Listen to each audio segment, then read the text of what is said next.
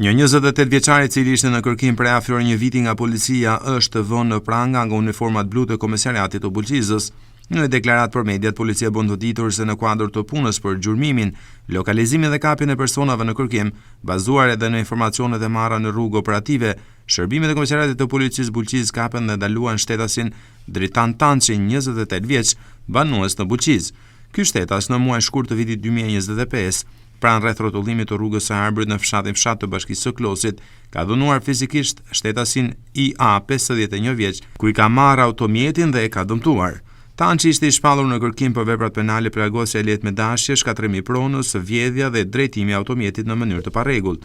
Gjykata e Dibrës kishte vendosur ndaj 28 vjeçarit masën e sigurisë arrest me burg për veprat penale të lartë përmendura. Materialet procedurale ju referuan prokurorisë pranë gjykatës së shkallës së parë të jurisdiksionit të përgjithshëm Dibër për veprime të mëtejshme procedurale. Tashmë pritet që ndaj 28 vjeçarit të nisë procesi i gjykimit dhe ai të përballet me akuzat e ngritura ndaj tij.